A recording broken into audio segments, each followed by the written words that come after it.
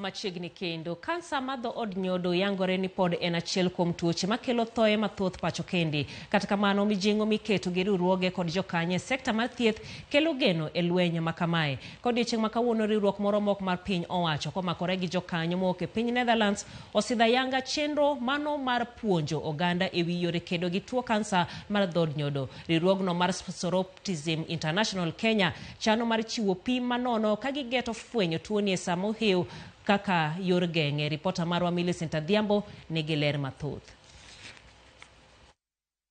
E boma ma Kisumu, ler mar geno koro limbo e sama riwruok mar mine ma ok mar piny owacho mong'ere kaka Soroptism International Kenya kanyakla kod jokanyo wetegi mawuok e piny Netherlands osidho ayanga chenro margi mar kedo kod tuo mar kansa mar dhood nyodo.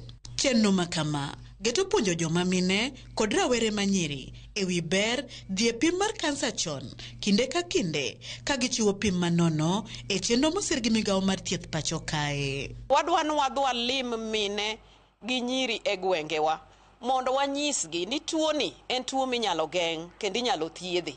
Ka gidhi e osiptal chon mo pim gi chon mo chek gi chon, chakre dweni mar 3 wadwa roll out program mar cervical cancer awareness e rurals wate mantiere Kenya, and we wase partner gi nyimine mosiepewa mabende gin jo Soroptimist mowuok e piny mar Netherlands mondo wati tijni kanyakla kachiel mondo wane ni minewa gi nyithindo manyiri oyudo konyruok mondo tuo mar kansa kik negwa kaka negowa sani. E sama nondo yango ni kansa mar dhood nyodo en achiel kuom tuoche makelo achiedh nade e kind joma mine pacho ka.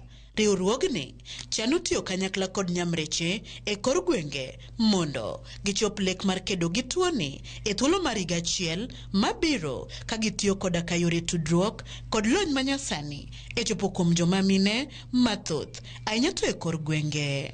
We know that the government through the WHO, the World Health Organization global targets to eliminate the cervical cancer says that we must have 90% of girls vaccinated, we should have 70% of women screened, and we should have 90% of women who have the cervical cancer access treatment. Within the first 1 year, we would want actually to see an increase of the current access, those that have accessed, to move from where they are, for example, the high burden counties are at 60% or at 45%, who would want to see 10 to 15% increase of women accessing screening services and treatment of cervical cancer. Kata kamano, weche thieth en mana bath chenro mar riwruok mar Soroptimist ni godo. Bende gin gi chenro motis ni Greening Our Horizons mageto nywando kedo gi tuo mar kansa kanyakla kod rito alwora.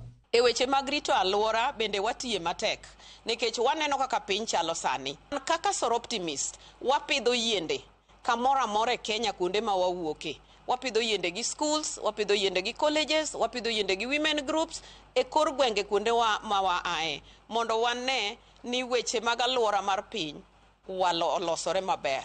Ka gichiwo puonj, thieth kod rito alwora, mine giyango ni ok gikel mana lokruok kende, to gireso ngima oganda ka bende sama gidhi nyime gitayo chenro mekgi pacho ka. Ote makende magioro en timo pim manyalo kelo pogruok maduong' e kind ngima kod midhiero mikelo kod tuo mar kansa. Millicent Adhiambo, Ramogi TV, Kisumu County. En pimno ero mabende nyiso joma mine mondo dhi e dichiel